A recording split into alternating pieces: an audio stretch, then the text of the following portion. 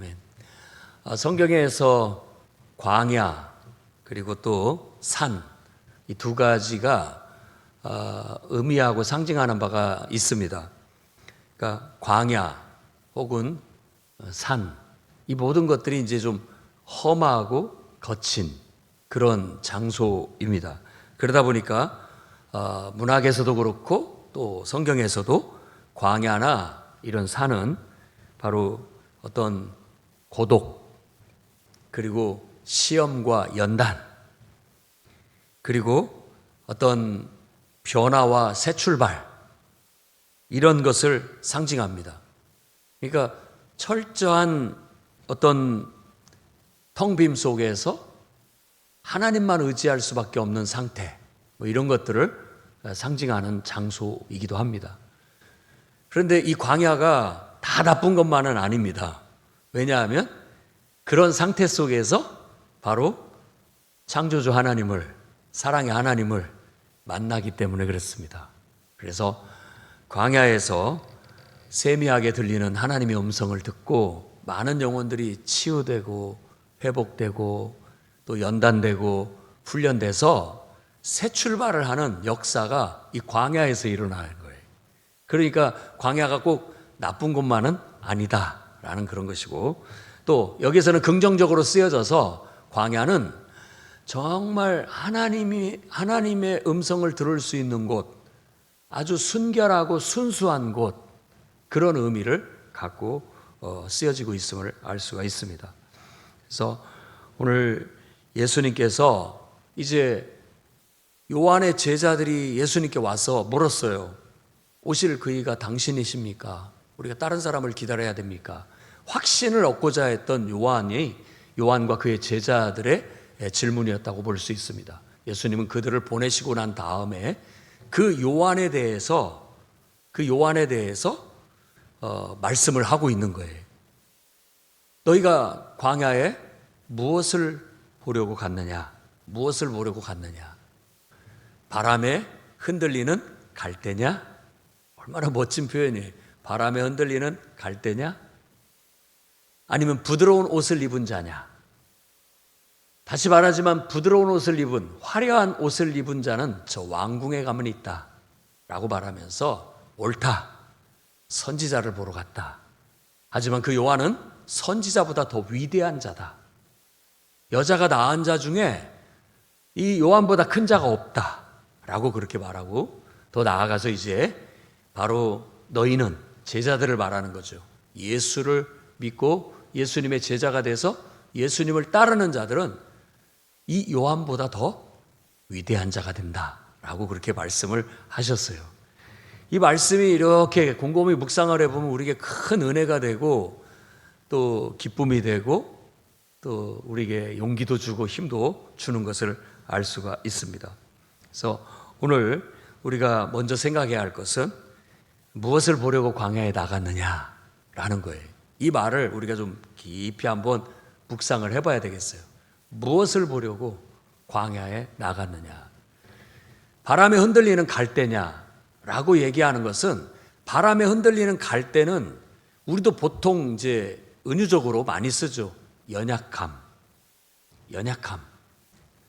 그걸 말하는 거예요. 그러니까 힘없고 가난한. 정반대는 아주 화려한 옷을 입은 사람들. 이런 사람들은 권세 있고 힘 있고 부유한 사람들. 완전히 상반된 사람들이죠.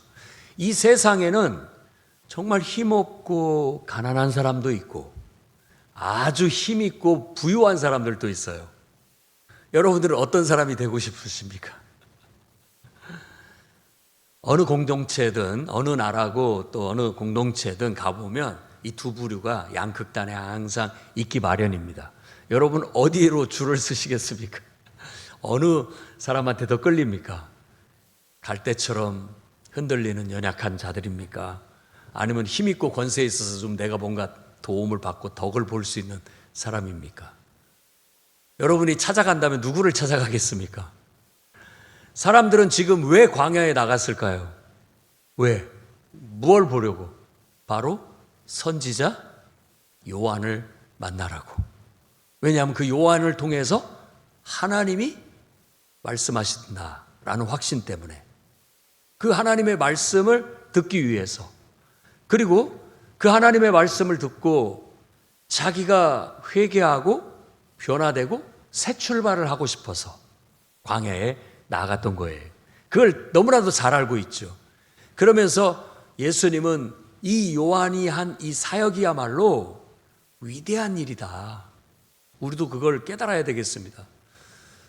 정말 하나님 나라를 위해서, 또 우리 주님을 위해서, 하나님을 위해서 내가 그분을 위해서 뭔가를 할 수 있다는 것은 위대한 일인 것을 믿으시기 바랍니다. 그냥 내가 이 세상에서 잘 먹고 잘 사는 거, 그것도 중요하지만 우리에게 있어 더 가치 있고 위대한 일은 하나님을 위해서 내가 뭔가를 하는 거예요. 하나님을 위해서. 이 요한은 그렇게 쓰여지는 거죠. 특히 이 요한은 많은 선지자들처럼 하나님 말씀을 전해서 사람들을 회개시켜서 하나님께로, 구원자이신 예수 그리스도께로 인도하는 그 인도자 역할을 했던 거예요. 그 일을 누구보다도, 모든 선지자들보다 더 위대한 일이다라고 말하고 있는 거예요. 하나님 말씀만 전했던 선지자들보다도 이 요한은 바로 메시아, 약속된 구원자 메시아의 앞에 와서 그분을 영접할 수 있도록 다리를 놓는 그런 역할을 했기 때문에 더 위대한 인생이다라고 지금 예수님께서 그를 높이고 치하하고 있는 거예요. 더 나아가서는 우리가 예수 믿고 또 우리도 예수님의 복음을 땅끝까지 전하는 주님의 제자들이 되었다면, 요한이 그런 위대한 삶을 사는 것보다도 우리가 그와 같이 예수님 믿고 예수님을 전하는, 복음을 전하는 일, 영혼을 구원하는 일을 하는 것은 그보다 더 크고 위대한 일이다 라고 우리의 격려의 말씀을 해주고 계시는 거예요. 여러분이 그런 큰 깨달음이 있기를 바랍니다. 그래서 진짜 우리 인생에 광야를 만났을 때 여러분 너무 힘들어하지 않기를 바랍니다. 왜냐하면 거기서 우리가 하나님을 만날 수 있기 때문에 그렇습니다. 참 그렇지 않고 좋을 때 언제든지 하나님을 우리가 깨달을 수 있고 하나님의 음성을 들을 수 있다면 좋은데, 가만히 보면 너무 인생이 흔들리는 갈대처럼 힘들 때에도 잘 못 들어요. 너무나 힘들어서. 근데 또 이게 화려한 옷을 입고 부유하게 살면 또 그것도 못 듣습니다. 너무나 그것도 못 들어요. 정말로 중요한 것은 우리가 가난하게 살든 부유하게 살든 항상 우리 스스로가 하나님을 만날 수 있는 장소가 필요하고 그런 환경이 필요합니다. 그래서 이 바람에 흔들리는 갈대는 왠지 모르게 고독함, 그 고독함 속에서 우리는 나를 창조하신 하나님을 만나고 나를 변화시키고 나를 사용하실 하나님을 만나게 되는 거예요. 그래서 진짜 그 광야를 지나며라는 찬양의 가사 속에도 그 내용이 담고 있는데, 이따가 우리도 같이 한번 그 찬양 불렀으면 좋겠는데, 정말로 주께서 나를 사용하시려고, 나를 정결케 하시려고 이끄시는 곳이 광야였더라. 성령이 나를 새롭게 하시려고 나를 그렇게 고독함과 또 시험과 연단 속에 나를 넣었구나 라는 걸 깨닫고, 이제는 그 하나님의 뜻에 자신을 맡기면서 겸손히 그 광야를 묵묵히 하나님의 뜻이 이루어지기를 바라는 그런 마음으로 나의 높아졌던 모든 것들을 다 내려놓고 이제 주님 뜻만 이루어지기를 바란다라는 그런 마음으로 걸어가는 그런 노랫말을 가지고 있어요. 얼마나 이 내용이 딱 맞는지 모르겠습니다. 여러분은 이제 정말로 주님을 만나는 것이 인생에 있어서 가장 중요한 문제다. 내가 흔들리는 갈대처럼 살든, 내가 화려한 옷을 입고 부드러운 옷을 입고 그럴싸하게 살든, 이 모든 것보다도 더 중요한 것은 우리의 삶의 광야에서 우리는 하나님을 만나야 됩니다. 하나님을 만나고 그분 안에서 내가 변화되고 그분을 통해서 내가 다듬어지고 연단돼서 훈련되어져서 그분의 영광을 위해 쓰여진다는 것, 이보다 더 귀하고 복된 일은 없다라는 것이 이 말씀 속에서 얻을 수 있는 가장 큰 교훈이라고 생각됩니다. 자, 이 말씀을 이제 우리도 적용을 해봤으면 좋겠는데, 일단 열왕기상 19장 말씀을 보면 엘리야도 똑같은 광야를 경험했습니다. 그가 갈멜산에서 그 바알 숭배자들과 아세라 숭배자들과 싸움을 싸우고 완전히 승리를 했잖아요. 그럼에도 불구하고 그는 이세벨이라는 여왕에게, 왕비에게 쫓겨서 정말 광야로 나아가게 됐어요. 그리고 그의 발걸음은 절망한 가운데 호렙산까지 이르게 됩니다. 그러니까 모세가 하나님을 만났던 그 산이죠. 그 곳에 갔을 때 이야기가 지금 열왕기상 19장 11절에서 13절에 나타나 있습니다. 한번 말씀을 같이 보겠습니다. 여호와께서 이르시되 너는 나가서 여호와 앞에서 산에 서라. 이건 광야는 아니지만 그 호렙산, 산을 말합니다. 여호와께서 지나가시는데 여호와 앞에 크고 강한 바람이 산을 가르고 바위를 부수나 바람 가운데 여호와께서 계시지 아니하고, 엄청난 회오리 바람이 불었는데도 그 요란법석을 떠는데도 거기에 여호와께서 임재해 계시지 않았다. 그 다음에 바람 후에 지진이 있으나 지진 가운데도 여호와께서 계시지 아니하며, 또 지진 후에 불이 있으나 불 가운데에도 여호와께서 계시지 아니하더니 불 후에 세미한 소리가 있는지라 엘리야가 듣고 겉옷으로 얼굴을 가리고 나가 굴 어귀에 섬에 소리가 그에게 임하여 이르시되 엘리야야 네가 어찌 여기 있느냐라고 하나님의 음성이 들립니다.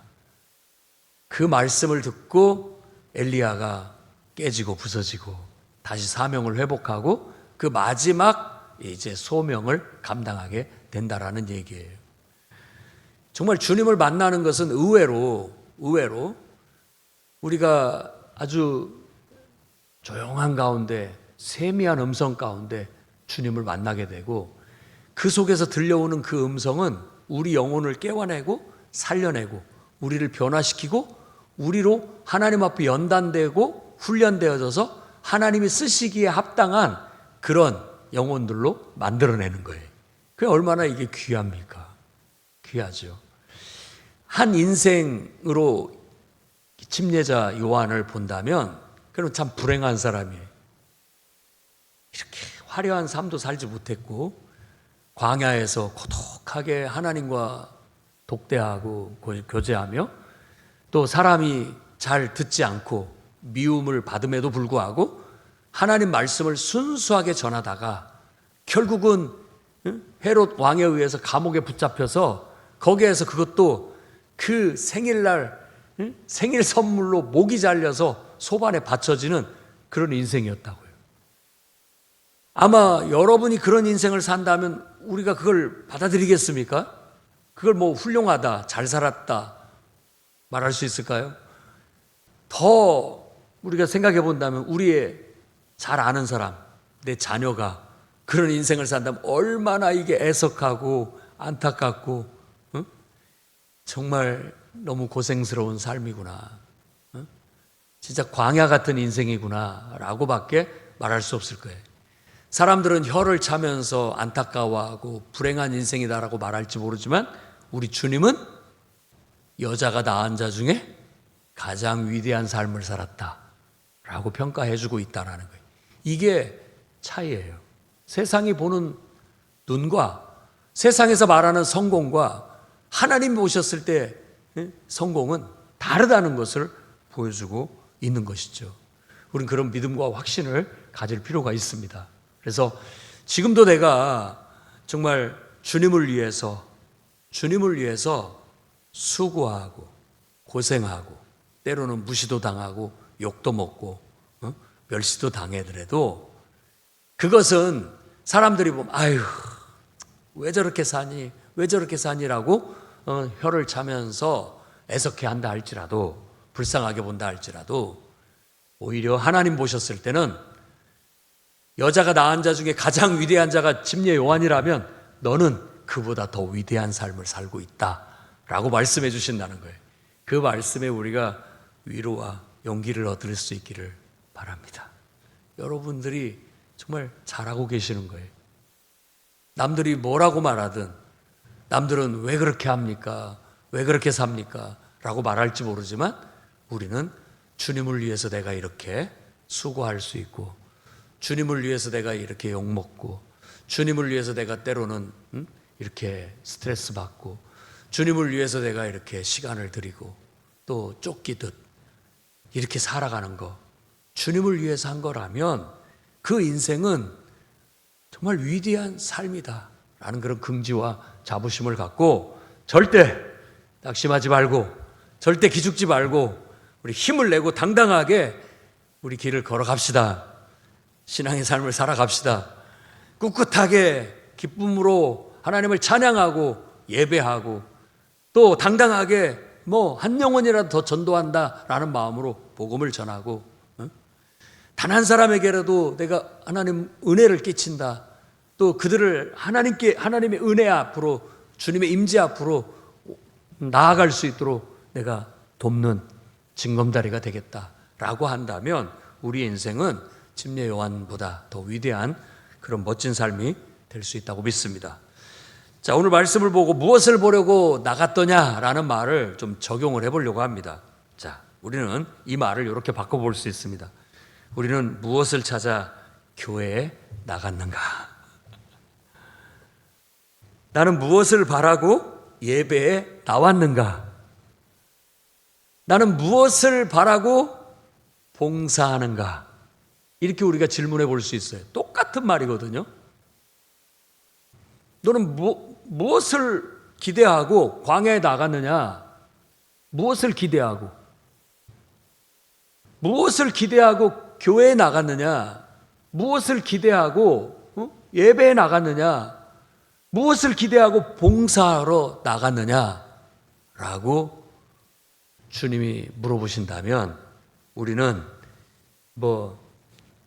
바람에 흔들리는 갈대도 아니고 화려한 옷을 입고 사회적으로 훌륭한 사람들 만나러 교회 나온 것도 아니고, 그저 가난한 사람을 돕기 위해서 교회를 나오는 것도 아니고, 우리는 그 속에서 하나님의 임재를 경험하고, 아멘,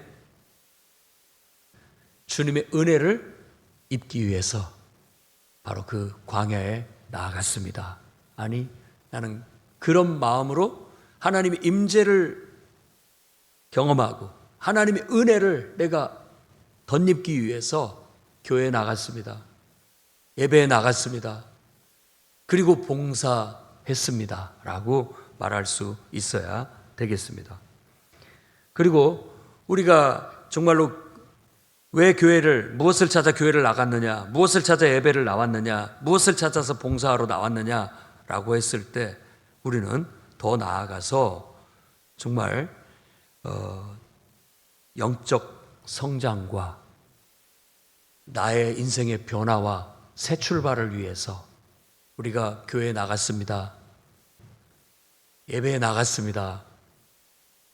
주님을 봉사하러 나왔습니다 라고 말할 수 있었으면 좋겠습니다. 바로 그곳에 핵심이 있기 때문에 오늘 주님이 깨우치는 것도 그게 위대한 삶이다라고 말하고 있는 거예요. 그게 위대한 삶이다. 교회 나가서 예배드리면 저도 그렇게 바라고 기도하고 축복합니다. 막 재물 얻을 능력을 줘서 돈이 막 들어오고, 재물이 여러분 들어오고, 취직도 잘 되고, 시험 보면 다 합격하고, 좋은 길이 열려서 출세의 길이 열리고 그러기를 바랍니다. 하지만 먼저 하나님의 은혜를 먼저 받으십시오. 먼저가 구원받는 것이고, 먼저가 하나님을 예배하고, 먼저가 하나님을 만나는 것이지, 내가 단지 그냥 이 땅에서 그런 것들을 다 얻는다 할지라도 하나님을 못 만나면 꽝이에요, 꽝.